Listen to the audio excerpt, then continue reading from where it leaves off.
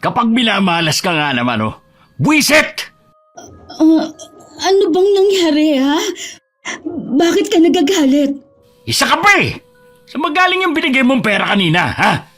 Ibinayad yun sa akin sa paglilinis ko ng bahay ni Aling Alde.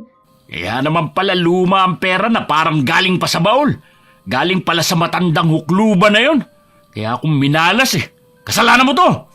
Hindi ka naman kasi nagtatanong sa akin. Basta mo nalang kinuha sa akin ang pera.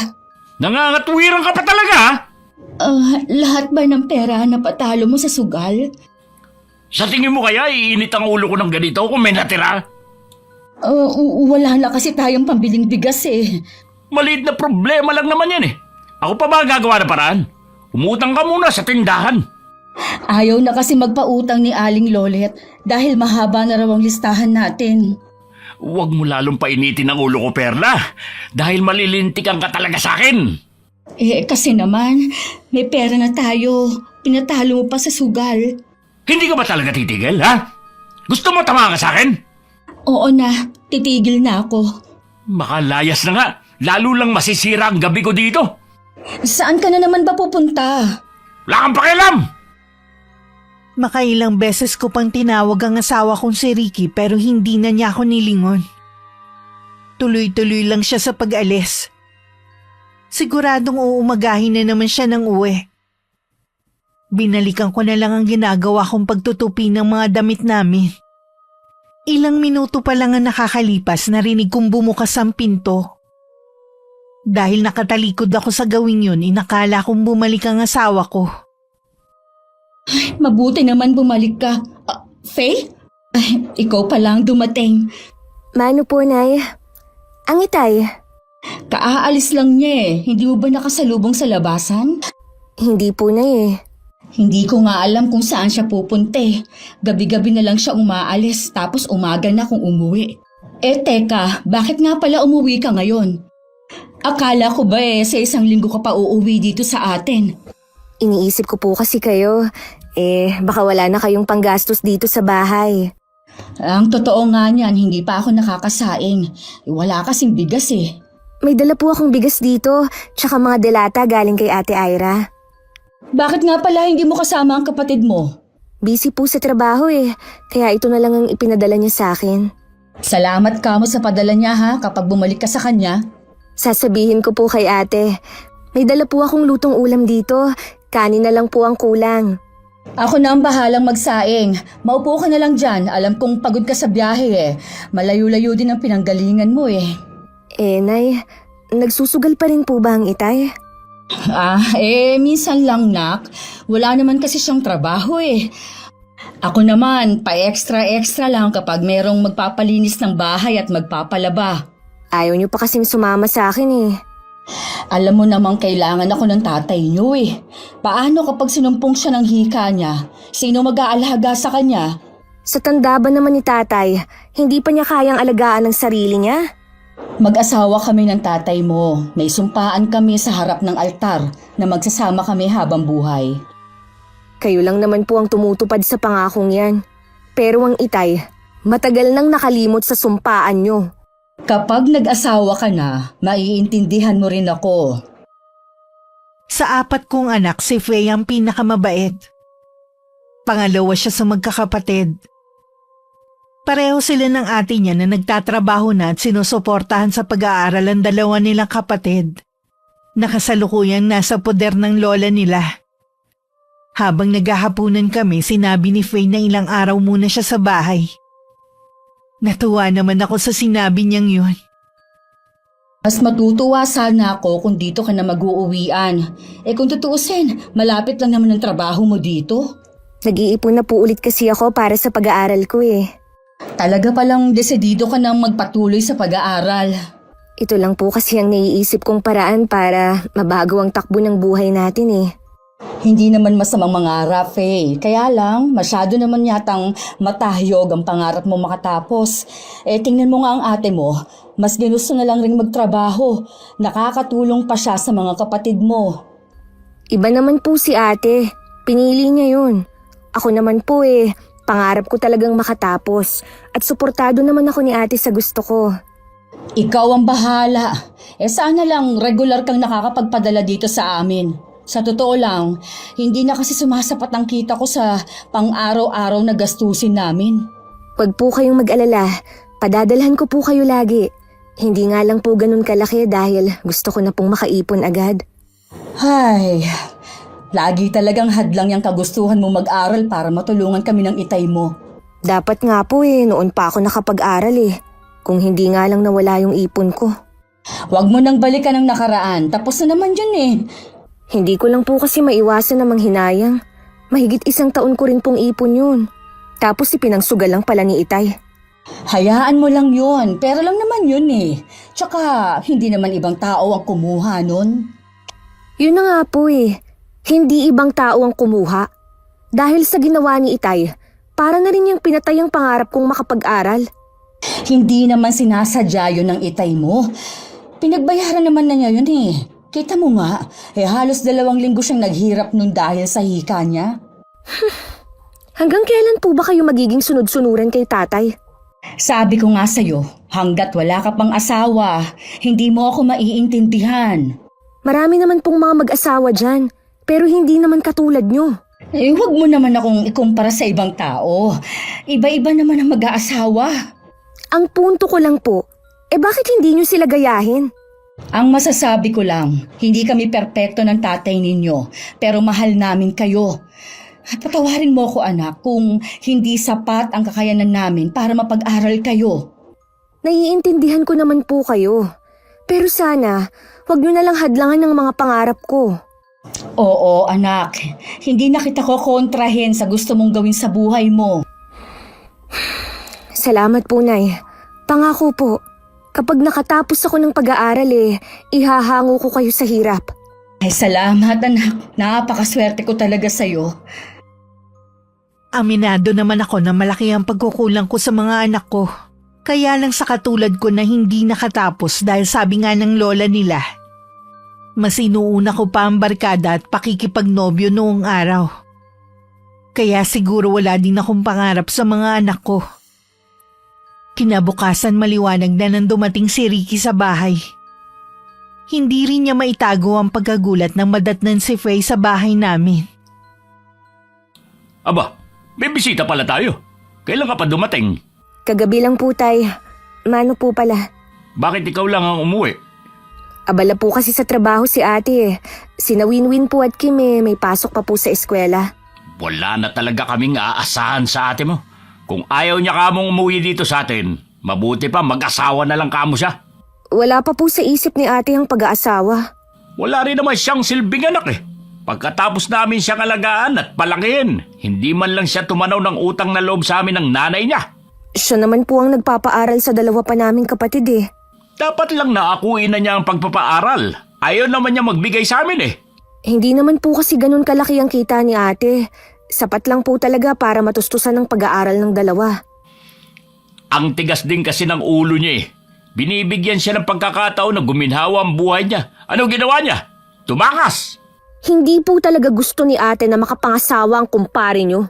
Mas matanda po sa inyo si Mang Natoy Sino po bang magkakagusto sa isang lalaki na mahigit sa kalahati ang tanda sa kanya? Hindi kasi nag-iisip yung ate mo. Palibhasa kasi mahina rin ang kukote katulad ng nanay niyo. Huwag naman po kayong magsalita ng ganyan. Oo, bakit? Totoo naman Imbis na sana maganda ng buhay natin, hanggang ngayon isang kahig at isang tuka pa rin tayo. Huwag niyo naman pong iasa kay ate ang pag-angat ng buhay natin. Dapat nga po kayo ang gumagawa ng paraan kung paano tayo giginhawa Ano ka mo? Faye, anak, yung inuutos ko sa'yo, puntahan mo na si Aling Alde sa kanila. Sige po, Nay. Aalis po muna ako.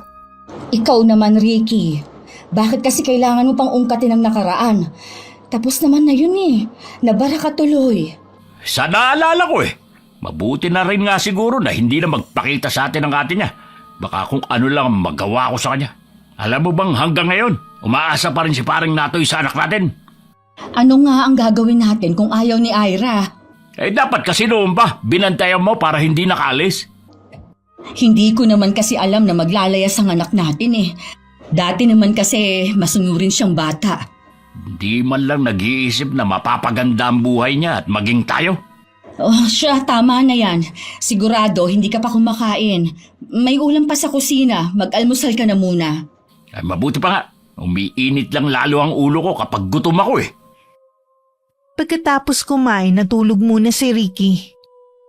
Nagtataka naman ako kung bakit hindi pa bumabalik si Faye.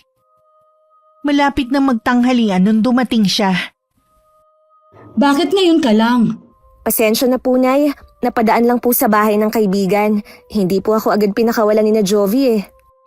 Nasabi mo ba kay Aling Alde yung pinapatanong ko? Opo, sa Sabado at Linggo daw po. Maglalaba kayo at maglilinis. Salamat naman kung ganon. May inaasahan akong trabaho. Buti po nakasundo niyo ang matanda na yun, oh. Di ba po, masungit po yun? Oo, pero napagtsatsagaan ko naman kasi ang ugali niya. Ang mahalaga naman sa akin, kumita ng pera. Sa bagay nga po. Ay, oo nga pala, Nay. Alam niyo ba na malaki pala ang utang ni tatay kay Mang Rudy? Sinong Mang Rudy bang tinutukoy mo? Isa lang kasi ang kilala ko yung may-ari ng sabungan sa bayan. Siya na nga po, Nay. Paano naman magkakaroon ng utang sa kanyang itay mo, ha? Hindi nga sila magkakilala. Baka naman namali ka lang ng pakinig. Hindi po ako nagkamali lang. Malaki po talaga ang utang ni Itay sa kanya dahil sa sabong. Hindi naman marunong magsabong ang itay mo. Tsaka malaki ang taya sa mga ganon. Tongits at kwaho lang ang nilalaro ng ama mo. Malay po natin, natuto na rin siyang magsabong. Kung may utang na po siya kay Mang Rudy, malamang matagal na po siyang nagsasabong. Baka nga po lulong na rin siya. Kakausapin ko ang itay mo mamaya kapag nagising siya. Sana nga, hindi totoo yan.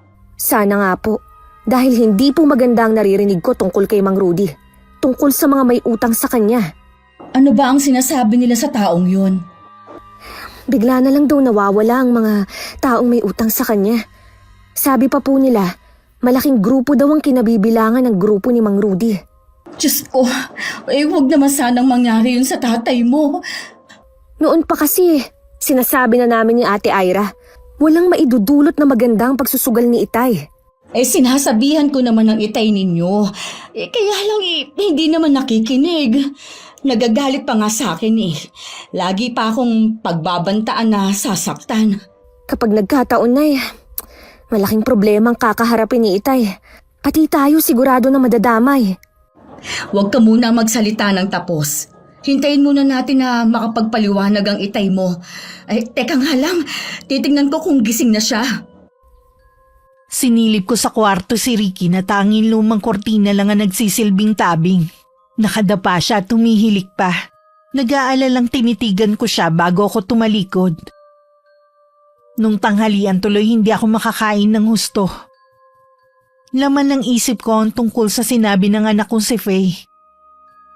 Hapon na magising si Ricky. Mabuti naman, nagising ka na. Malis na ba ang anak mo? Hindi pa. Kinukumbinsi ko nga na dito na lang sa atin umuwi Matigas din ang ulo ng batang yun parang ate niya. Ay, ano nga palang ulam natin? Pritong isda at munggo.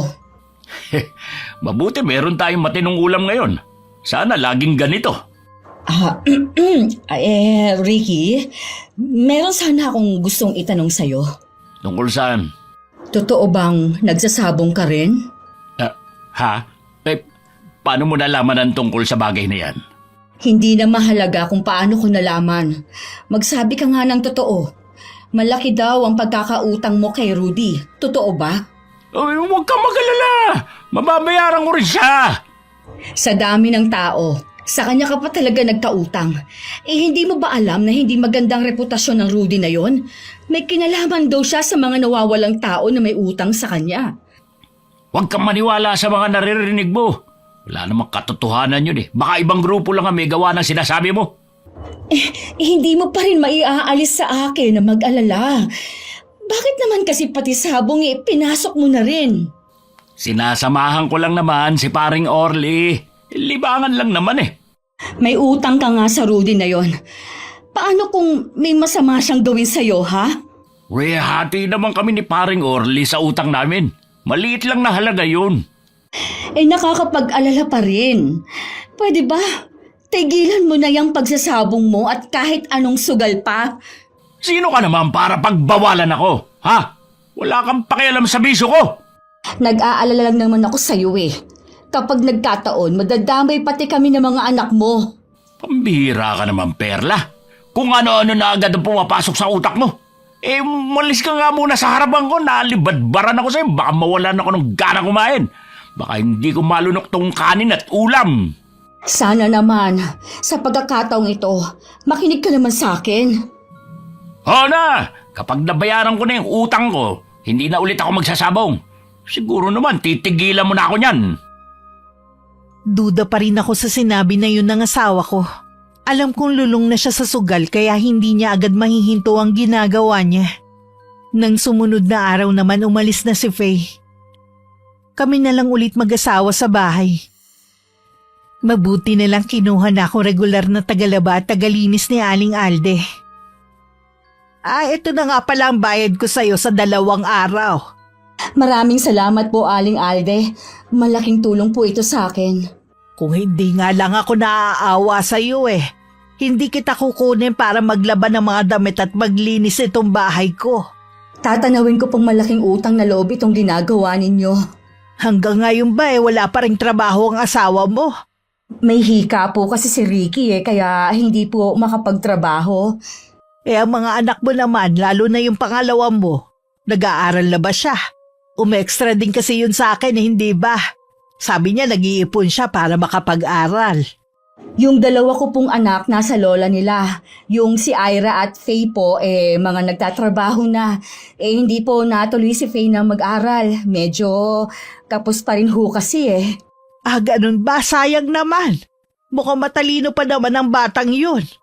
May balak pa naman po siya. Sa ngayon nag-iipon muna siya at tumutulong din sa mga kapatid na nag-aaral. Maswerte kayo dahil mababait ang mga anak ninyo. Wala kasi akong nababalitaan na hindi maganda sa kanila Oo nga po. Mababait talaga ang mga anak ko. Sige po, aalis na po ako ha. Babalik na lang po ako sa susunod na linggo. Habang naglalakad ako pa uwi, napapaisip ako sa mga binitiwang salita ni Aling Alde. Pakiramdam ko meron siyang pakahulugan sa mga sinabi niya.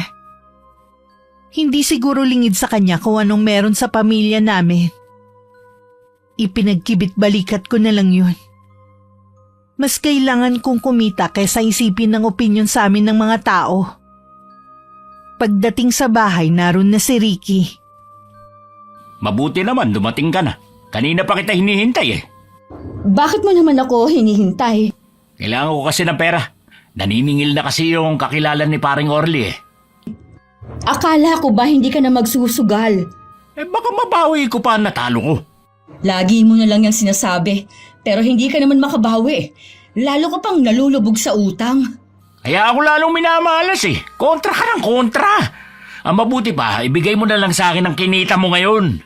Hindi pwede. Ibabayad ko to sa tindahan para makapagbawas-bawas naman. Ibabalik ko din sa'yo kapag nanalo ko. Lagi mo na lang bukang bibigyan, pero hindi mo naman binabalik. Huwag mo nga painitin ang ulo ko, Perla. Ibigay mo na sa akin at hinihintay na ako ni paring Orly. Hindi ko ibibigay sa'yo to.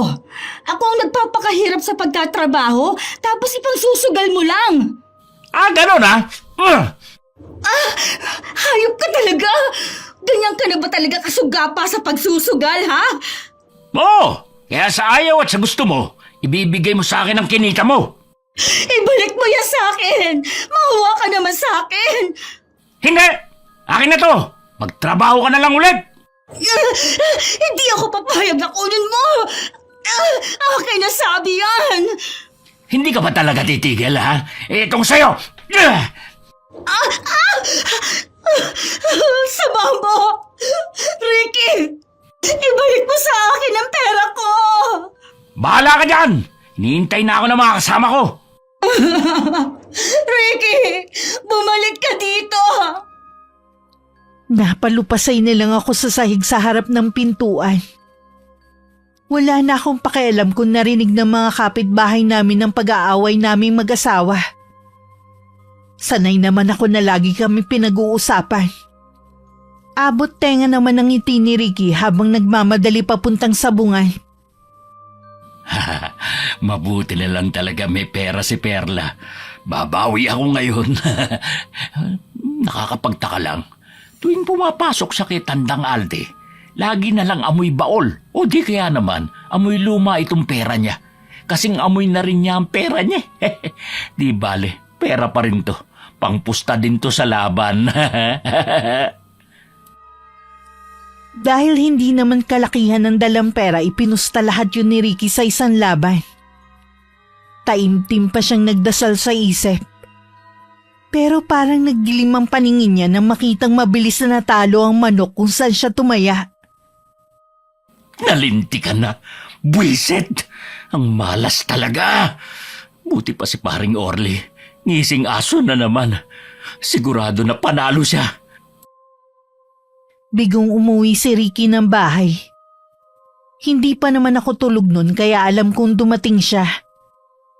Hindi kasi ko dalawin ng antok dahil sa mga nangyari ng araw na yon. Idagdag pa na pinagsalitaan ako ni Aling Lolet ng masasakit. Dahil matagal nang hindi nababayaran ng utang namin sa tindahan niya. Kinabukasan nakakayaman lumapit ako kay Aling Alde. Nakakahiyaman po pero wala na po talaga akong ibang matakbuhan. Ang problema sa'yo, pinamihasa mo ang asawa mo. Akala mo ba, hindi ko alam na baon sa utang si Ricky? Kung ako ang tatanungin mo hindi na siya makakaahon pa sa kumunoy na kinasasadlakan niya. Hindi ko naman po siya pwedeng pabayaan na lang. Asawa ko po siya. May tungkulin akong damayan siya. Sa nakikita ko sa iyo mas mahalaga pa ang asawa mo kaysa sa mga anak mo. Mahalaga po sa akin ang mga anak ko. Kaya lang po, mas kailangan ako ng asawa ko ngayon. Sana naman matauhan ka na bago pa mahuli ang lahat. Mawalang galang na po. Kung hindi niyo po ako mapapahiram ng pera, aalis na lang po ako. Pahihiramin kita. Gusto ko lang kasi na marinig mo ang sasabihin ko. Baka sakaling malinawan ang isipan mo. Pasensya na po. Hanggat maaari po kasi ayokong may nakikialam sa pamilya ko. Alam mo ba, oras na humingi ka ng tulong sa ibang tao. Para mo na rin silang binibigyan ng pagkakataon na makialam sa iyo. Alam ko naman po yun. Kung meron lang po ako hindi ko magagawang lumapit sa inyo kahit na kanino. Masyado rin kasing mataas ang pride mo Gusto mong tulungan ka, pero ayaw mong nakakarinig ng payo. Kung sakali man po na pauutangin ninyo ako, babayaran ko rin po sa inyo kapag dumating si Faye. Sige, papahiramin kita. Salamat po, Aling Alde. Pangako po, pagbubutihan ko po ang pagtatrabaho ko sa inyo. Malaki-laki ang pinahiram sa akin ni Aling Alde na pera. Alam ko na mahihirapan akong ibalik agad yun. Pero hindi ko na muna iniisip. Ang mahalaga may pambayad na ako sa tindahan. Pag-uwi ko wala si Ricky. Siguro umalis na lang nang makitang walang pagkain. Gabi na nang dumating ang asawa ko. Akala ko lasing lang siya. Nagulat na lang ako nang bigla siyang natumba sa harapan ko. Sino bang bumugbog sa'yo? Ano bang kasalanan mo sa kanila? Si paring Natoy, ang may gawa nito sa akin. May 3 siyang kasama. Ha? Bakit nila ito ginawa sa'yo? Huwag mong sabihin nangutang ka na naman sa kanya. Hindi ko maiwasang mangutang Tsaka, hindi ko naman alam na yung pinahiram sa akin na pera ni paring Orly. Galing pala sa kanya. Hindi ka man lang ba tinulungan ng kumpare mo o kahit na sinong tao doon? Hindi Kita mo nga na umuwi lang ako mag-isa dito sa bahay. Nangutang nga lang ako kay Aling Alde kanina para may pambayad tayo sa tindahan. Pinahiya ba naman ako ni Aling Lolet sa mga tao? Akala mo naman milyon na ang utang ko. May natira pa ba sa yung pera? Wala na. Ipinambayad ko na lahat sa utang. Kung may natira man, ibinili ko na ng bigas natin. Ano na gagawin ko, Perla? Nagbanta si paring Natoy na kapag hindi ako nakapagbayad sa kanya, matindi pa dito ang dadanasin ko. Yan na nga bang sinasabi ko eh. Ayaw mo naman kasing nasasabihan ka. Paano kung patayin ka niya? Kaya nga tulungan mo ko. Paano kitang tutulungan? Eh kita mo ngang wala rin akong regular na trabaho at may utang pa ako kay Aling Alde. May mga anak kasi tayo hindi naman maasahan, lalo na si Ira. Ano naman ang maitutulong ng anak nating si Ira? Malaki may tutulong niya. Alam mo naman na matagal nang may gusto sa kanya si paring Natoy eh. Alam mo namang ayaw ni Ira. Ayaw na nga umuwi dito eh. Gumawa ka naman ng paraan, Perla. Kapag hindi ako nakapagbayad ng utang, baka makita mo na lang akong palutang-lutang sa ilog dito sa atin. Ikaw naman kasi, matagal ko na sinasabi na tigilan mo na ang pagsusugal mo. Ipinaabot mo pa talaga na malagay sa peligro ang buhay mo. Huwag mo na nga ako sisihin. Tulungan mo na lang ako mag-isip kung paano ko mababayaran ng utang ko. Susubukan kong makahiram ulit kay Aling Alde o kahit kanino. Malaki ang utang ko, Perla. Tingin ko, hindi sapat ang mahihiram mong pera kung may makukuha ng ka nga. Susubukan ko sa abot ng makakaya ko. Tingin ko kasi, ang anak lang nating si Ira makakasalba sa akin. Napatitig na lang ako kay Ricky na may halong kaba. Alam ko kasing meron siyang gustong ipagawa sa akin. Sa kabila ng nangyari sa kanya, hindi pa rin mapigilan ang paglabas niya ng bahay para magsugal. Masakit na ang ulo ko kakaisip kung paano masusolusyonan ang problema namin. Nadatnan ako sa ganung ayos ni Faye. Mabuti naman din halaw mo kami. Kumusta ang mga kapatid mo? Ayos naman po sila. Si ate po stay in sa bago niyang pinapasukan. Mas malaki po kasi ang sahod niya sa bagong trabaho Kailan kaya makakauwi dito ang ate mo? Gusto ko kasi siyang kausapin Ang totoo po niyan, wala na pong balak umuwi dito si ate. Kinukutuban daw po kasi siya ng masama Ganun ba kasama ang tingin niya sa amin ng tatay niya, ha? Hindi niyo po siya masisisi. Muntik na siyang mapahamak ng dahil kay tatay. Tapos, imbis na ipagtanggol niyo siya, si tatay pa talaga ang kinampihan niyo. Hindi niya kasi naiintindihan. Gaganda kasi ang buhay niya kay paring Natoy. Matutulungan pa niya ang tatay niyo. Sa paraan niyo kasi parang ibinebenta niyo na si ate. Maawa naman po kayo sa kanya. Anak, may malaking problema ang itay mo ngayon. Kapag hindi niya nabayaran ang utang niya, baka kung anong gawin sa kanya. Nung isang gabi nga umuwi siyang bugbog sarado. Hindi naman po kasi siya marunong madala Bakit pati kami kailangang madamay sa ginagawa ni tatay? Wala namang magtutulungan kundi tayo Kausapin mo naman ang ate mo. Hindi ko po gagawin yun. Para ko na rin ipinahamak si ate. Kung ganon, tulungan mo na lang akong mag-isip kung paano magkakapera. Kailangan na po ba talaga ni tatay? Yung pera pong nasa bahay yung iniipon ko para nga sa pag-aaral ko Hindi ko alam kung sasapat po yun. Kahit magkano pa yon, makakatulong na rin yun sa tatay mo. Sige po, bukas po kukunin ko sa bahay. Salamat anak ha. Maaasahan ka talaga. Sana naman po magbago na ang itay. Lagi ko namang ipinagdarasal ang itay mo na magbago na pero hindi ata ako pinakikinggan. Huwag po kayong magsasawang manalangin. Maririnig din po niya ang mga dasal niyo. Nang gabing yun, hindi umuwi si Ricky. Kanina pa ako kinakabahan na baka may masamang nangyari sa kanya. Pareho kaming nasa sala ni Faye nang dumating ang 3 lalaki. Hindi ko sila kilala pero hinahanap nila ang asawa ko. Lahat ng sulok ng bahay hinalughog nila habang takot na takot kami mag-ina. Binantaan pa kami bago sila umalis. Ay salamat naman at hindi nila tayo sinaktan. Si tatay lang naman ang kailangan nila Nasaan na ba kasi ang tatay mo? Bakit hindi pa siya umuwi? Mabuti na rin po na hindi muna umuwi si tatay. Paano kung nadatnan siya ng mga taong yun? Kilala niyo po ba sila? Hindi ko sila kilala, ni hindi ko nga sila namumukaan kung taga rito ba ang mga yun. Ipablotter kaya natin sa barangay ang nangyari ngayong gabi. Baka hindi tayo pansinin. Marami na kasing record ang itay mo dahil sa hindi pagbabayad ng mga utang. Kesa naman po habang buhay tayong matakot. Ang solusyon lang na naiisip ko ay ang makabayad ang itay mo. Ang problema nga po, masyadong malaki ang utang ng itay. Hindi natin yun mababayaran agad. Hindi ko na nga alam ang gagawin ko eh. Siguro kapag dumating ang itay mo, yayayain ko siyang umalis sa kami sa lugar na to. Baka ako pang maunang mamatay sa kanya. Halo-halo na ang nararamdaman kong takot at pag-aalala ng mga oras na yun. Hindi rin ako nakatulog nung gabing yun. Bawat kaluskos na naririnig ko, napapaigtad ako. Kinabukasan, nadatnan ko na si Faye na tulalang nakatingin sa kawalan. Hindi pa ba dumarating ang itay mo? Hindi pa po eh. Madilim pa lang po eh, bumangon na ako. Nagbabakas sakaling dumating siya ng maaga ngayon. Ay, ang mabuti pa umalis ka na. Ako na lang ang maghihintay sa tatay mo. Aalis po ako, pero babalik din po ako agad.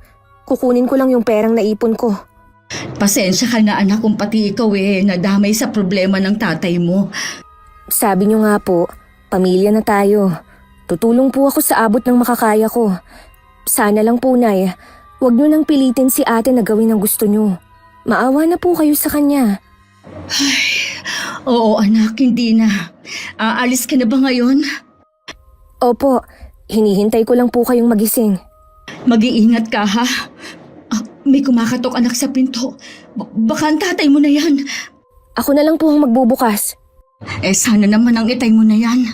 Tay! Buti umuwi na kayo. Bakit ang tagal niyong buksan? Ay, mabuti naman nakauwi ka na, Ricky. Kagabi pa kami nag-aalala sa'yo. Nandun kasi ako sa bahay ng kaibigan ko. Kahapon kasi, habang naglalaro kami ng baraha, may tumimbre sa akin na parating daw mga tauhan ni Mang Rudy. Mabuti na nga lang, nakaalis kagad ako. Sila nga yata yung nagpunta dito kagabi. Mabuti na nga lang, hindi kami sinaktan ng anak mo. May nagpunta rito kagabi. Oo, nagbanta pa nga. Kailangan mo daw makipagkita sa kanila at bayaran ng utang mo.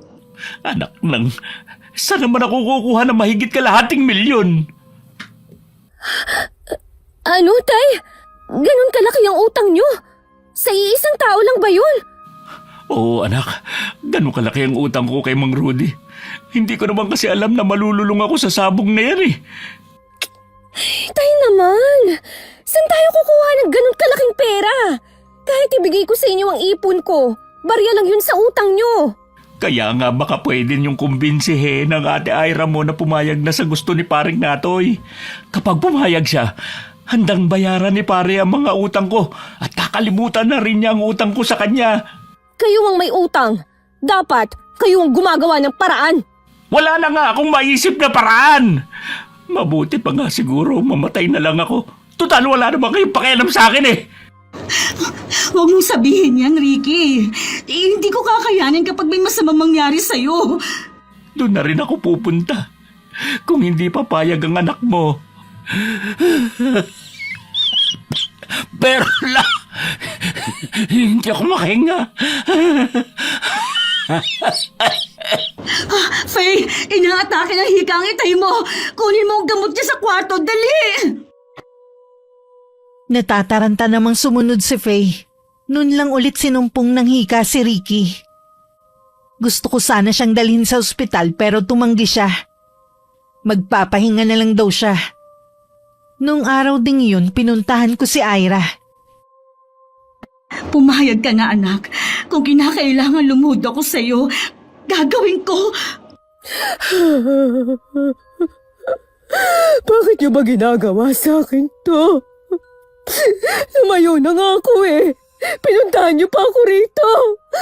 Hindi ka ba naaawa sa tatay mo? Pwede siya mamatay.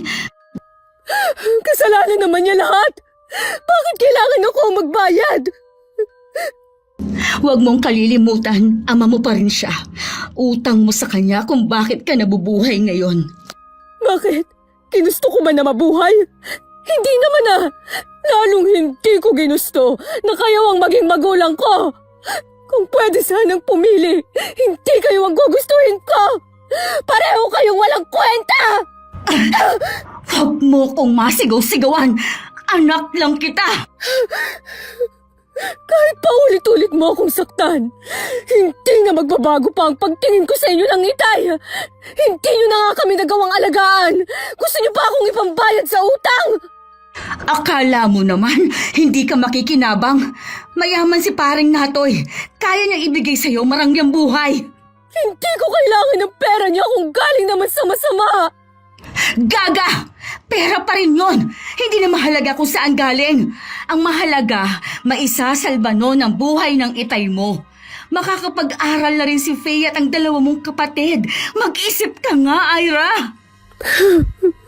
Kayo po ang mag-isip, Nay. Isipin niyo rin kami. Huwag lang puro si tatay. Kung siya lang pala ang mahalaga sa inyo, sana po hindi niyo na lang kami inuluwal sa mundong ito. Mahalaga rin kayo sa akin, kaya nga gusto ko mabuo ang pamilya natin. Mangyayari lang yun kapag nakabayad ng itay nyo. Lalayo na tayo at magbabagong buhay. Hindi na ako bata para maniwala sa inyo. Kahit kailan din, hindi na magbabago ang itay. Lulong na siya sa sugal mula pa noon. Kamatayan na lang siguro ang makakapagbago sa kanya. Hindi ako papayag. Kung kinakailangan kaladkarin kita, gagawin ko. Ililigtas mo ang tatay mo sa ayaw at sa gusto mo. Kinausap ko rin ng lola nila na nanay ni Ricky. Kinumbinsi niya ang anak kong si Ira. Dahil may sakit din ng matanda at alam kong mahal ni Ira ang kanyang lola, pumayag na rin ang anak ko. Tandang-tanda ko pa ang araw na sumama siya kay paring Natoy. Umiiyak at puno ng galit ang tingin niya sa amin ng kanyang ama. Nang araw ding yun nabayaran ng lahat ng utang ng tatay niya. Bakit ikaw ang nandito? Nasaan ang nanay mo? Ako po muna ang pinapunta ni inay dito para maglinis ng bahay nyo. Kung ayos lang po sa inyo, kahapon po kasi natapilok po ang inay. Hanggang ngayon po masakit pa rin ang paa niya. Ganun ba?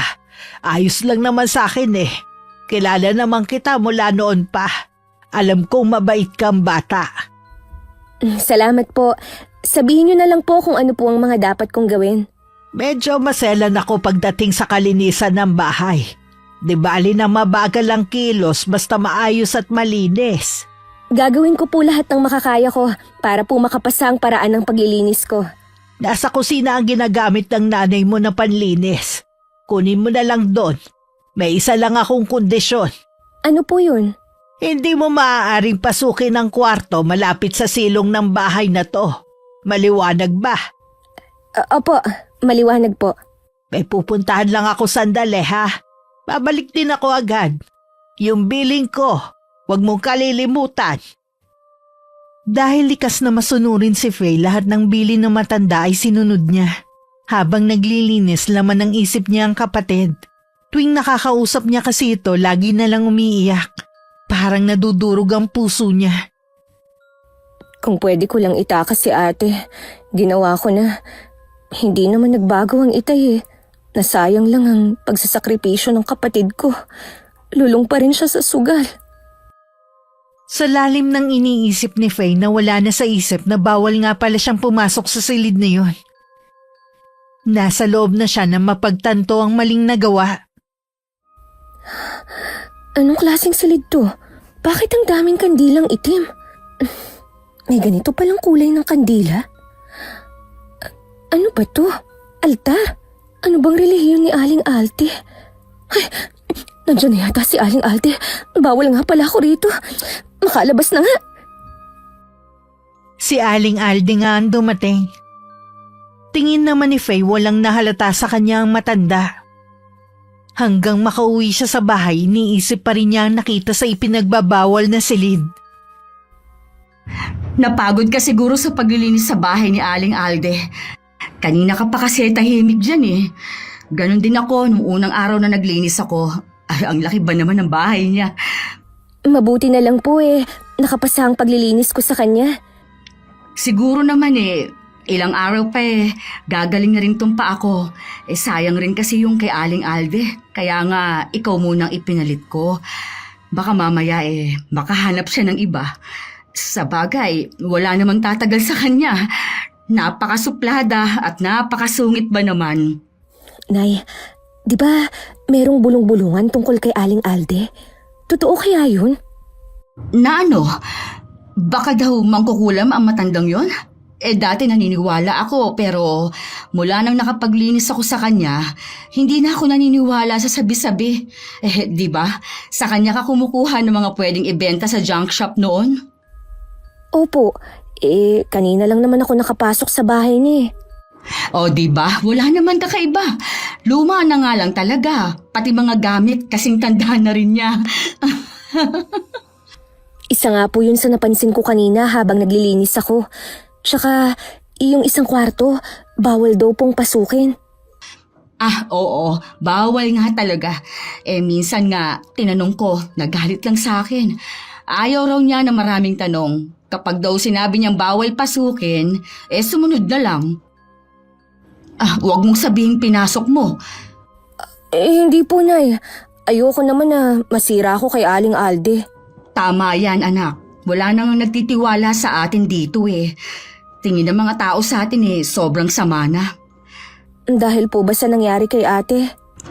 Oo, binenta daw namin ang itay mong kapatid mo.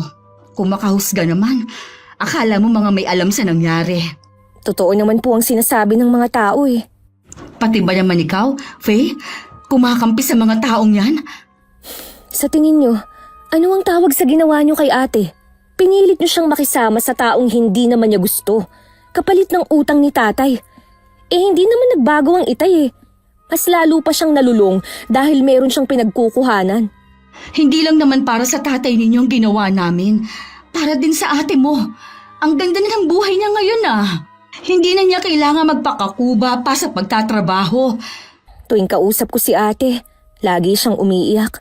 Ilang beses din niyang sinabi na mabuti pang mawala na lang siya. Sabi niya lang yon. Masasanay rin siya sa buhay niya ngayon. Sana nga po, dahil kapag may masamang nangyari kay ate, hindi ko mapapatawad ang itay at maging kayo. Nasundan ko na lang ng tingin si Faye habang palabas ng bahay.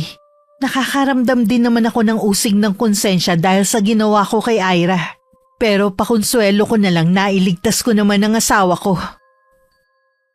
Madalas ba kayong nagkikita ng paring natoy mo? Paminsan-minsan. Bakit mo naitanong? Itatanong ko sana ang tungkol kay Ira Hindi ko na itatanong Pambihira ka naman. Hindi mo man lang tinatanong ang kalagayan ng anak nating si Ira. Abala kasi ako, kaya nakakalimutan kong itanong. Sigurado naman na maayos ang lagay niya. Tiyak na nakahiga ngayon sa pera ang anak mo. Saan ka abala? Sa pagsusugal mo? Akala ko ba kapag nabayaran ng utang mo, titigil ka na sa bisyo mo na yan? Hindi na naman ako nagpapatalo ng malaking halaga Kontrolado ko na ang paglalaro ko. Hindi ka ba nakukonsensya sa ginawa natin? Bakit naman? Isipin mo na lang, kung hindi natin pinilit si Ira, malamang matagal na akong nakabaon sa lupa. Hindi sana nararanasan ng anak natin ang magandang buhay. Tingin ko kasi, hindi masaya ang anak natin. Sabi kasi ni Faye, tuwing nakakausap niya laging umiiyak. Sinasabi rin daw na mabuti pang mawala na lang siya. Paano kung gawin nga yun ni Ira? Kalokohan! Hindi niya yung gagawin. Kung gusto mo, dalawin mo ka na paring natoy. Alam mong galit sa akin ang anak mo, kaya nahihiya rin akong humarap sa kanya. Magpasama ka kay Faye kung nahihiya ka mag-isa. Pero... At saka na nga tayo mag-usap. Gusto ko munang magpahinga. May lakad uli ako mamaya. Mula nang sabihin ni Faye ang tungkol sa kapatid, hindi na ako matahimik. Kaya naman nang hindi na ako makatiis, nagpasama na ako sa kanya. Sa kabilang barangay lang naman sila nakatira. Sa isang di kalakihang bahay. Nakailang katok muna si Faye bago binuksan ni Ira ang pintuan. Ira? Ate, anong nangyari sa'yo? Kaninong utang na loob ko ang pagdalaw niyo sa akin? Pasok kayo sa muntikong palasyo. Anak, sino may gawa niya sa'yo? Bakit puro pasaka at paso ba yan na sigarilyo? Sinasaktan ka ba ng hayop namang natoy na yon? Oo, mula nang magsama kami. Kung gaano kapangit ang itsura niya, ganun din kapangit ang pag-uugali niya. Bakit hindi ka nagsusumbong? Sana sinabi mo sa amin. Ano ka mo, Nay? Magsumbong? Tanga ka pala eh! Ikaw ang dahilan kung bakit nasa ganito akong kalagayan ngayon. Anak, hindi ko naman kasi alam na sasaktan ka ni Parang Natoy. Kung alam ko lang, hindi ko na sana ipinilit na sumama ka sa kanya. Tama na, Nay! Kahit ano pang sabihin mo ngayon, hindi mo na may babalik ang nakaraan. Ang mabuti pati, mag-impake ka na. Isasama ka na namin paalis. Baka naman magka-problema tayo kay Parang Natoy kung isasama natin ang ate mo. Nay naman! Yun pa ba ang iisipin nyo? Nakita nyo naman po ang ginawa ng lalaking yun kay ate. Sa ayaw at sa gusto nyo, aalisin ko si ate rito. Hindi naman sa ayaw kung alisin dito ang kapatid mo, pero mas mabuti pa rin na kausapin natin muna si Parang Natoy. Paano kung hindi siya pumayag? Alalahanin nyo, malaki ang utang ni Itay sa kanya. Si ate nga ang ginawa niyong pambayad eh. Hindi ako sasama sa inyo ng Inay Faye. Ha? Bakit naman ate? Hindi ako papayagan ni Natoy. Sigurado na malaking gulo kapag umalis ako rito. Ayokong pati kayo madamay. Kilala ko na siya kung paano magalit. Pero ate, hindi kita pwedeng pabayaan dito. Sa ayaw at sa gusto mo, isasama na kita. Makinig ka sa akin, Faye. Mahirap kalabanin si Natoy. Kayong mga kapatid ko lang ang inaalala ko. Mas gugustuhin ko pang magtiis kaysa makita kayong masaktan. Ate, hihingi tayo ng tulong para makawala ka sa hayop na yun. Pwede nating gamiting ebidensyang ang mga pasa at sugat mo sa katawan. Makakalaya din ako balang araw. Humahanap lang ako ng tamang tiyempo. Ayoko lang kasi na pati kayo madamay. Bakit hindi pa ngayon? Baka mamaya, pagbalik niya dito, saktan ka na naman niya. Kaya ko pang magtiis ng konti. Siya nga pala, yung baul sa bahay ni Lola, sa ilalim ng higaan. Para sa'yo yun. Hindi na nga rin pala ako nakakadalaw sa dalawa nating kapatid. Ikaw na munang bahala sa kanila, ha? Huwag mo silang pababayaan. Oo, ate. Ako na ang bahala sa kanila. Kailan ka aalis dito? May kailangan lang akong gawin. Tapos aalis na rin ako. Hintayin niyo na lang ako. Hindi na ba talaga magbabago ang isip mo? Nag-aalala kasi ako na maiwan ka rito eh. Hindi na. Huwag mong kalilimutan ang bilin ko sa'yo. Sige na, umalis na kayo. Baka biglang dumating si Natoy. Ayokong abutan niya kayo rito. Ira, anak, patawadin mo sana ako. Alam kong malaki ang nagawa kong kasalanan. Sige nanay, umuwi na po kayo. Tsaka na lang po tayo mag-usap. Para kong ipinako sa kinatatayuan ko ng mga sandaling yun. Parang gusto ko rin sugurin ng yakap ang anak ko. Naramdaman ko na hinawakan ako ni Faye sa braso at inakay ng paalis. Hinatid pa kami ni Ira sa may pinto. Palingon-lingon pa ako nun hanggang makasakay kami ng tricycle. Nang makauwi sa bahay, dun ko ibinuhos ang mga luha ko. Bakit kayo nagawa sa ate mo? Napakasama kong ina. Bakit ngayon ko lang napagtanto lahat? Hindi naman po huli ang lahat para makabawi kayo kay ate. Oo, anak. Babawi ako sa ate mo. Sa inyong mga anak ko. Sa laki ng pagkukulang ko sa inyo, kulang pang natitira kong buhay. Si tatay ang punot dulo ng lahat ng ito eh. Sinira niya ang buhay ni ate. Kailangan ko kausapin ang tatay mo. Saan na naman kaya siya nagsusugal? Kapag dumating po si ate, magpapakalayo-layo na kami. Hindi na kami babalik sa lugar na to. Sumama na po kayo sa amin. Oo, anak, sasama na ako sa inyo. Sa pagkakataong ito, kayo naman ang pipiliin ko. Bahala na ang tatay ninyo sa buhay niya. Hindi na ako papayag na kayo ang magbayad sa mga utang niya. Salamat po, Nay. Natauhan na rin kayo. Hindi po kayo magsisisi na kami ang pinili nyo. Kasalukuyan pa kami nag-uusap ng anak ko nang dumating si Ricky. Nagtataka naman na pinaglipat-lipat niya ang tingin sa amin. Pinisil ko pa ang braso ni Faye. Bilang pahiwatig na kailangan niya maging mahinahon. Anong drama to? Galing kami kay Ira kanina. Hindi magandang lagay niya.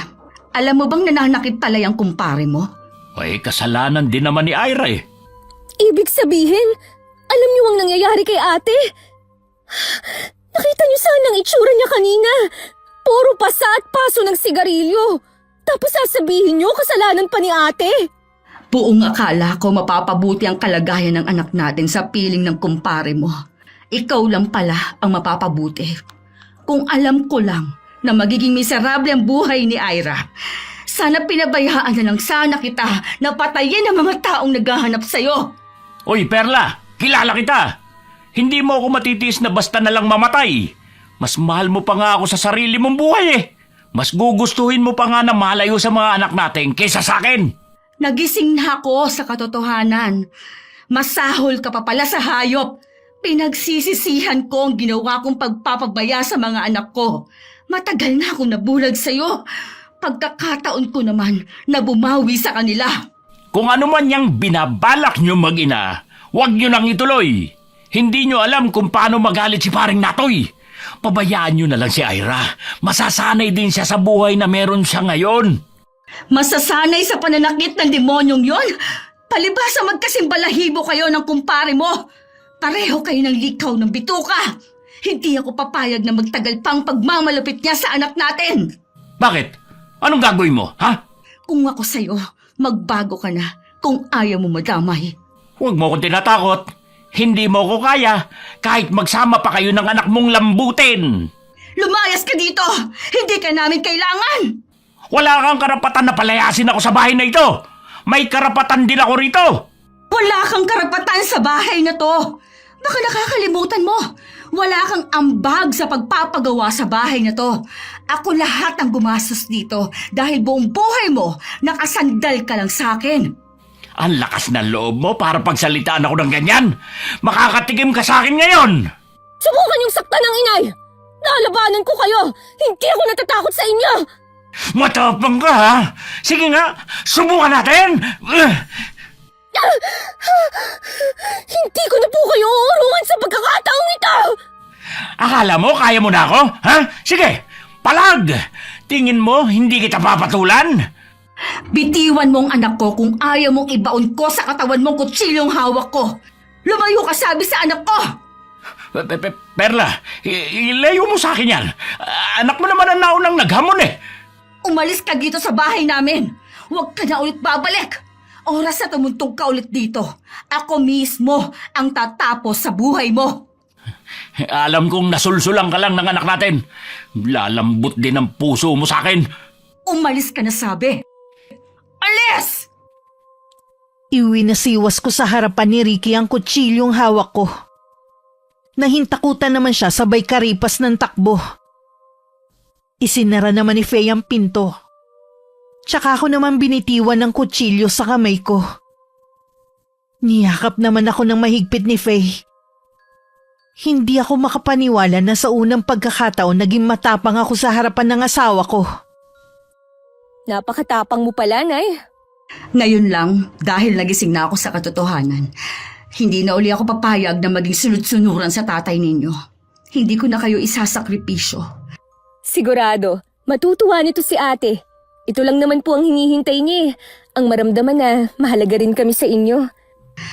Kapag hindi pa rin umuwi ang ate mo bukas, pupuntahan na natin at babawiin natin siya sa lalaking yon. Opo, Nay. Magsama po tayo para hindi na makapalagang taong yon. Sana pala anak, hindi na natin siya iniwan doon. Kilala ko po si ate. Hindi rin po natin siya mapipilit na sumama sa atin. Baka din po importante ang gagawin niya. Siguro nga, mas kilala mo naman ang ate mo. Alam ko, gusto niyo nang makita si ate. Konting panahon na lang naman po, magkakasama na tayo. Kinabukasan nagmamadali kaming gumayak para mapuntahan na namin si Ira sa kanila. Kakaiba ang nararamdaman ko ng mga sandaling yon. Bakas na sa mukha ko ang pagkainip sa paghihintay na lumabas si Faye sa kwarto. Bigla naman dumating si Ricky na malungkot ang mukha. Inismeran ko lang siya. Tara na po, Nay. Baka hinihintay na tayo ni ate. Tay, anong ginagawa niyo rito? Halika na, huwag mo nang pansinin ang tatay mo. Itong susi ng bahay, ikaw na ang mag-lock. Sige po, Nay. Kay Ira ba kayo pupunta? Wala ka nang pakialam. Wala na si Ira sa kanila. Anong ibig mong sabihin wala doon si Ira? Inalis ba siya ng asawa niya? Inilayo ba? Siguro nagsumbong ka, no? Magsalita ka! Huwag kang tumungulang dyan! Wala na si Ira. Patay na siya. Ano? Kung biro man yan, binabalaan kita, Tay. Baka kalimutan ko na kayong ama ko. Sana nga masamang biro lang ito pero totoo. Nakita mismo ng dalawang mata ko na nakabigti si Ira. Nagpakamatay siya. Hindi! Hindi totoo yan! Ano ko? Susunduin ka na namin dyan! Hintayin mo kami ng kapatid mo! Ano ko? Patawarin niyo ako. Nahuli kami ni paring Natoy sa pagdating. Mainit pa siya. Dinala pa namin siya sa ospital pero binawian na rin siya ng buhay. Ate! Bakit mo ginawa yun? Sana pinilit ka na lang naming sumama. Kasalanan mo to! Ikaw ang pumatay sa anak mo! Hayop ka! Pinatay mo ang anak ko! Patawarin niyo ako. Hindi ko naman alam na aabot sa ganito. Hindi kita mapapatawad sa ginawa mo! Sana ikaw na lang ang nawala, hindi si Ira. Sana hinayaan na lang kitang mamatay noon. Hindi sana ang anak ko ang nagdusa at nawala. Umalis na kayo, Tay! Baka hindi ko mapigilan ng sarili ko. Baka kung ano pa ang magawa ko sa inyo. Wala kang karapatan na ipagtabuyan ako. Patay na ang ate mo. Dapat nga magkakasama tayo eh. Hindi ka namin kailangan. Tama ang inay. Ikaw ang pumatay kay ate. Itinulak mo siya sa kamatayan niya. Kahit na ano pa sabihin ninyo, mananatili ako sa tabi ninyo at sa kapatid mo hanggang madala siya rito sa bahay. Halos wala na akong mailuha pero patuloy pa rin ako sa pag-iyak. Sa bahay ibinuro lang labi ng anak kong si Ira. Hindi rin ako umaalis sa tabi ng kabaong niya. Hindi ko rin napapansin ang mga taong dumarating para makilamay. Nay, nandito po si Aling Alde. Nakikiramay ako sa pagkamatay ng anak mo. Alam kong walang kasing sakit. Tanggapin mo sana ang taus-puso kong pakikiramay. Salamat po sa pagpunta ninyo. Kailangan mo maging matatag para sa 3 mong anak. Kailangan ka rin nila. Napakawalang kwenta kong ina. Napakamalas sa mga anak ko sa pagkakaroon ng isang inang katulad ko. Hindi ko man lang sila na ipagtanggol, lalo na si Ira. Alam ko na inuusig ka ng konsensya mo. Pero sana balang araw magawa mong patawarin ang sarili mo. Yun lang ang paraan para matahimik ang isip at kalooban mo. Hindi ko na po magagawang patawarin ang sarili ko. Gusto kong pagbayaran ang lahat ng kasalanan ko habang ako'y nabubuhay. Hiling ko pa rin na maghilom ang sugat sa puso mo. Hindi man ngayon, pero balang araw. Wala sa loob ko na sinuyod ng paligid. Maraming tao ng mga sandaling yun. Hindi ko lang alam kung dahil sa anak ko kaya sila nandito. O dahil sa sugal na inilagay ni Ricky. Gusto pa sana ni paring Natoy na 1 linggo pa bago ihatid sa huling hantungan si Ira. Pero hindi ako pumayag. Wala kang karapatang magdesisyon sa burol ng anak ko. Hindi kayo mag-asawa ni Ira. Perla naman. Nagmamagandang loob lang naman si paring Natoy eh. Magsama kayo ng kumpare mo. Baka akala nyo'y nakalimutan ko na ang ginawa ng lalaking yan sa anak natin. Umalis na kayong dalawa. Huwag niyong dadalhin ang mga pasugalan niyo sa burol ng anak ko. Hindi mo kailangan magwala. Nakakahiya sa mga tao. Ako pa ba? Ha? Ang mahihiya? Dapat kayo ang mahiya. Ang kakapal na mga mukha ninyo! Kung hindi kayo aalis, bubuhusan ko kayo ng gas at saka ko kayo susunugin! Irespeto niyo naman sana ang lamay ni ate, tay! Mabuti pa. Umalis na lang tayo, paring Natoy. Hinatid na namin sa huling hantungan si Ira. Ayoko na rin patagalin pa dahil parang paulit-ulit na dinudurog ang puso ko. Mas gusto kong magluksa ng tahimik. Hindi ganun karami ang nakilibing. Pero sapat na para magpasalamat ako sa mga totoong taong nakidalamhati sa amin. May plano po ba kayo, Nay? Gusto kong sa sunod na pasukan dumito na ulit ang dalawa mong kapatid. Dito na ulit sila mag-aaral. Sigurado na matutuwa po sila. Matagal na nila kayong gustong makasama. Pero, paano po ang itay? Wala na akong pakialam sa kanya. Kayo na lang na mga anak ko ang mahalaga sa akin. Sayang, ito pa naman ang pangarap ni Ate Ira. Ang mabuo ang pamilya natin. Ira, anak ko. Patawarin mo sana ang inay. Alam ko ang laki ng pagkukulang ko sa'yo.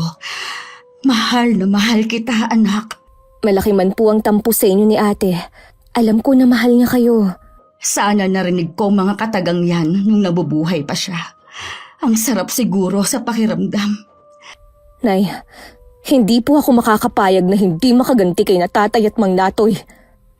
Anak, ipaubaya mo na lang sa Panginoon ang lahat. Alam niya ang mga taong may kinalaman sa pagkamatay sa kapatid mo.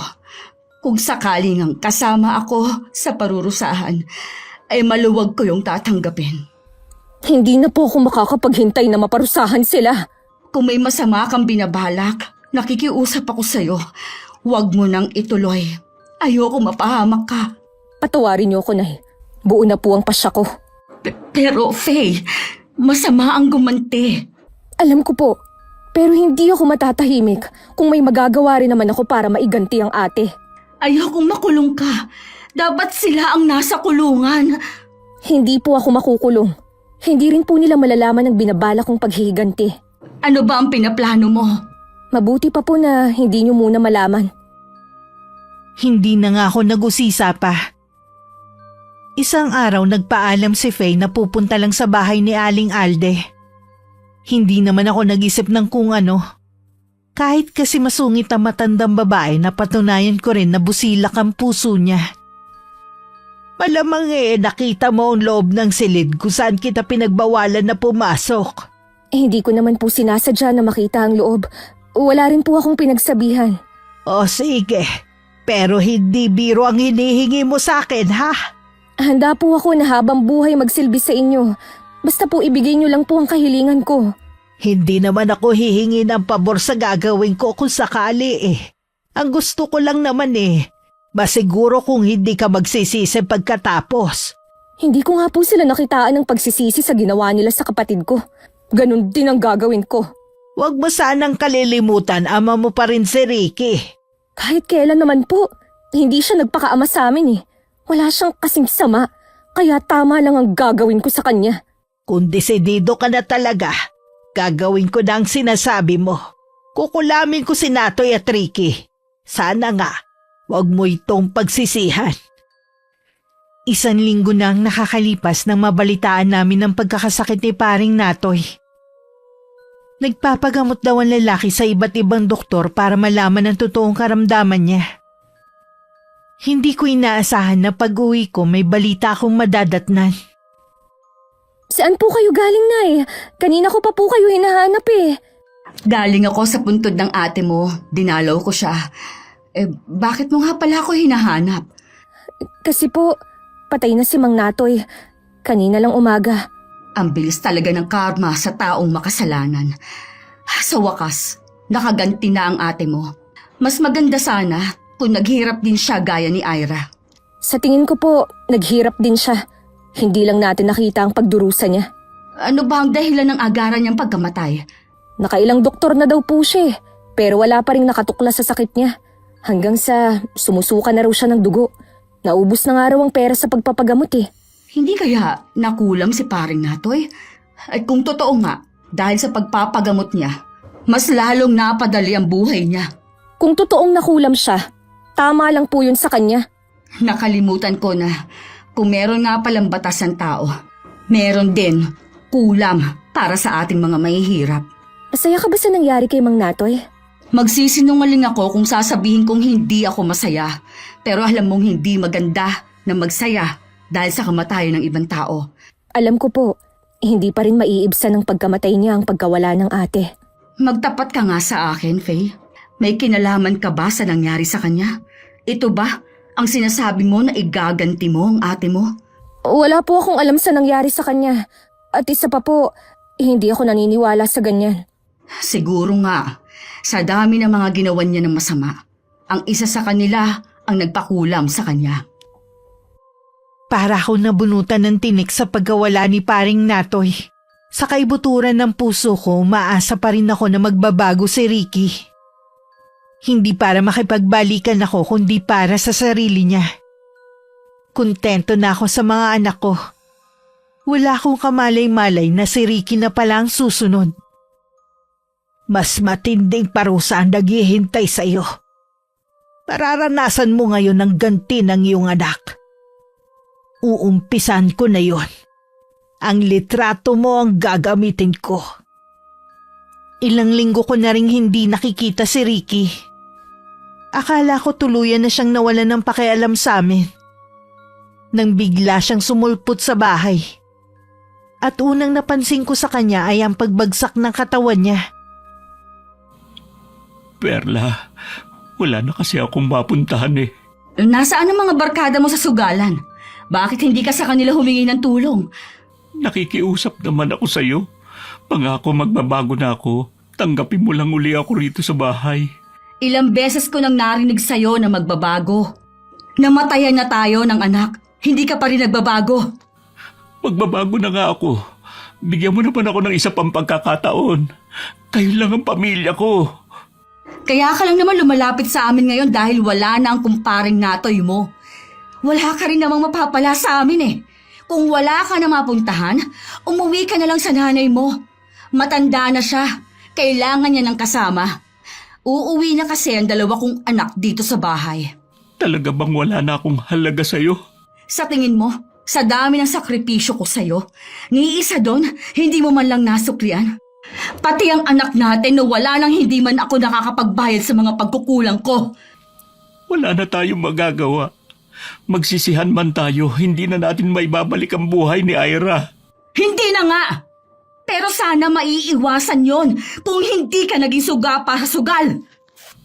Kaya nga magbabago na ako eh. Gusto kong mabuo ulit ang pamilya natin. Huwag ka nang umasa pa. Wala ka ng pamilyang babalikan. Nakikiusap ako sa iyo, Perla. Huwag ka munang tumalikod. Mag-usap muna tayo. Nagmistula akong bingi sa mga pagmamakaawa ni Ricky. Masyado nang napuno ng puot ang puso ko.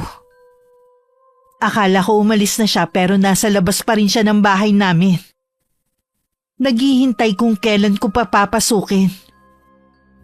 Hindi pa rin po umaalis ang itay sa labas. Mukha din po siyang may sakit. Sinabi ko sa kanya na umuwi na siya sa nanay niya. Dahil mawawala na siya ng kasama, oras na umuwi pa dito ang dalawa mong kapatid. Galing nga po pala ako kay Lola kahapon. Kinuha ko kasi yung ibinili ni ate. Alam niyo po ba kung ano yung laman ng baul? Pera po ang laman, Nay. Inipon po niya para pang gastos natin kung sakali na mawala siya. Hanggang sa huling sandali, kayo pa rin ang inaalala niya. Kung hindi namatay ang ate mo, nasisiguro kung magiging mabuti siyang ina balang araw. Hindi lang niya nakayanan ng kalupitan ni Mang Natoy.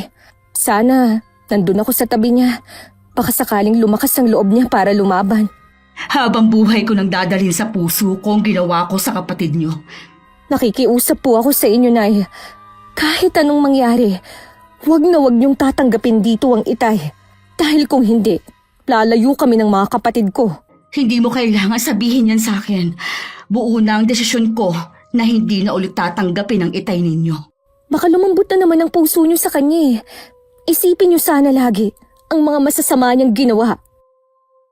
Nararamdaman kong hindi na magagawa pang magpatawad ni Faye sa kanyang ama. Paglabas ko ulit ng bahay, wala na si Ricky. Marahil umuwi na siya sa nanay niya. Wala naman kasi siyang ibang mapupuntahan. Matapos ang 1 linggo, tinawagan ako ng nanay niya para papuntahin sa kanila. Umiiyak siya kaya naawa naman ako. Pagdating sa kanila, nakita ko ang kalunos-lunos na kalagayan ni Ricky. Anong nangyari sa'yo? Malubha ba ang sakit mo? Wala akong sakit. Gaya ni paring Natoy, kinulam din ako. Matindi ang galit ng gumawa nito sa akin. Sabi ng manggagamot, huli na daw para mapagaling ako. Sana daw nung nag-uumpisa pa lang lumabas ang sintomas, lumapit na ako sa albularyo. Nalaman ba ng albularyo kung sinong may gawa sa'yo nito? Hindi ko na inalam pa. Sabi ko, huwag na lang din niyang sabihin, ayokong masaktan kapag nalaman ko kung sinong nasa likod na nangyari sa akin. Kahit anong galit ko sa'yo, hindi ko naiisip man lang na gawin yun sa'yo. Alam kong hindi mo yun magagawa sa akin. Hindi rin ako galit sa taong gumawa nito. Tanggap ko na ilang oras na lang ay tatagal ko. Pwede bang hilingin na dumito ka sa tabi ko? Oo naman. Hindi mo kailangang hilingin pa. Gagawin ko talaga yan. Salamat. Patawarin mo ako sa mga naging pagkukulang ko sa iyo at sa mga anak natin. Sayang, wala na akong oras para bumawi sa kanila. Sapat ng pinagsisisihan mo ang mga kasalanan na ginawa mo sa amin. Lagi kong nakikita ang imahe ni Ira. Alam ko na siyang susundo sa akin. Hinintay lang talaga kitang dumating para magpaalam. Nang araw na yun namatay si Ricky. Kinailangan nilibing agad ang kanyang labi dahil sa masangsang na amoy na lumalabas sa katawan niya. Tanging si Faye lang ang wala nung araw ng libing. Hindi man niya aminin, alam kong siya ang nagpakulam sa sarili niyang ama. Nadala lang ako ng matinding galit ko kay tatay at kay Mang Natoy. Tama lang naman po ang nangyari sa kanila, diba? Mali pa rin ang ginawa mo. Kayo nga, paulit-ulit na nagkakamali. Pero pinapatawad ko pa rin kayo. Bakit ako minsan lang po gumawa ng masama? Hindi niyo magawang palampasin. Anak, natatakot lang ako na baka karmahin ka sa ginawa mo. Ayoko may masamang mangyari sa'yo. Hindi ko nakakayanin kung pati ikaw mawawala sa akin. Huwag po kayong mag-alala. Hindi ko na po yun gagawin ulit. Iwasan mo na rin si Aling Alde. Hindi ko gusto ang ginawa niya. Dapat hindi kanya pinagbigyan sa hiling mo. Hindi dapat niya sinamantala ang galit mo sa iyong ama. Wala na po si Aling Alde sa bahay niya. Wala pong nakakaalam kung saan siya nagpunta. Mabuti na rin sigurong mawala na siya sa lugar natin. Ngayong napatunayan kong tama ang hinala sa kanya ng mga tao. Natatakot na ako sa kanya. Naniniwala po ako na kahit po mangkukulam si Aling Alde, mabuti siyang tao. Kahit minsan po, wala naman tayong nabalitaan na kinulam niya o sinaktan niyang taga rito, maliban kay Naitay at Mang Natoy. Kung tatanungin niyo po ako, gugustuhin ko pa rin po siyang makita. Marahil tama si Faye. Mabuting tao si Aling Alde. Wala naman kasi siyang ipinakitang masama sa akin noon. Lumipas ang maraming taon. Hindi na muling nagpakita sa lugar namin na matandang babae. Nakatapos na rin si Faye sa pag-aaral. At siya na ang sumusuporta sa mga kapatid niya. Ako naman patuloy sa pagsisisi. Dahil sa mga nagawa kong kasalanan noon. Wakas. Okay, shoutout po tayo. Shoutout kay Gina Lynn Tel-E. Shoutout sa Lovino family and Luna family. Hi sa mga anak ni Mark Balingit, kay Boss Kenji at Marisha. Hello kay Sweet Corn. Hi kay Marian Leonisa. Hi kay Karima from Saudi Arabia. Hi sa mga anak ni Jessie Rada na sina Ryan, Jerome, Lawrence, Feb Deliosa at sa mga apo mo. Maraming salamat sa laging pakikinig. Shoutout sa Buates family from Calbayog, Malilipot, Albay. Hi kay Amanda Joyce Page. Hello kay Najea, Genevieve, Bernadette, Marjorie and Aljon ng Mangray Commissary from Tapia, General Trias, Cavite. Hello sa mga taga-HB Apparel ng Makamot, kay Russell, Madam Marie, Alicia, Claire, Rosie, and Reyna. Shoutout sa lahat ng mga mananahi dyan sa Attic Clothing. Salamat po sa pakikinig nyo. Shoutout sa Mami family from Barangay Sawang, Romblon, Romblon. Shoutout sa Naganyo family and Orebia family. Shoutout sa Azenar Goodies. Hello kay Princess Zaira Cacha from Calamba. Hello kay Milagro Sampanya from Singapore. Shoutout sa Roma Santa family and Palyera family. Hello kay May Panganiban from Dubai. Shoutout kay Nena, Rose Ann Salve, Joy at kay Kimberly Caballero at sa buong Baller Sportswear ng Almanza 2 Las Piñas City. Hello kina Tinay, Jacob, Joffer, Epe, Persing, Loren at Danica from Pasay City. Hi kay Corazon Villanueva from Bago City. Hello kay Kenneth and Clent Lael from Lenny na nasa Brunei. Shoutout din sa mga kasama mo dyan sa trabaho. Hello po sa inyo. Hi kay Jeneline Jacobe from Rizal. Hello kay Elizabeth Dunca from Pampanga. Hi kay Ami Viray. Hi kay Angelina Ignacio. Shoutout sa Mutia family from Misamis Oriental. Hi kay Benny Ocampo and Ocampo family from Tagaytay. Shoutout sa Rivera family and Solis family at sa mag-asawang sina Ann and Ronnie Solis from Nueva Ecija. Hi kay Marie Chris Ramos na laging nakikinig. Hello sa mga anak at asawa ni Charmaine Basmayoruelo na sina B-Boy, Zidrick and Jeric Bandola. Hello kay Benji Bustalino, ingat sa biyahe from Beth ng Taguig. Hi kay Limay, ingat ka palagi. Shoutout sa AJJ Garment ng Dapdap Tarlac. At hello kay na Joanne, Melanie, Alex at kay Nanay Evie.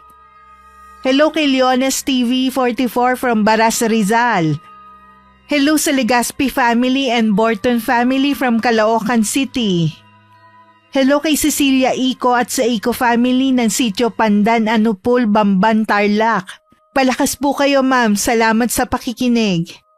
Hi kay Sofia.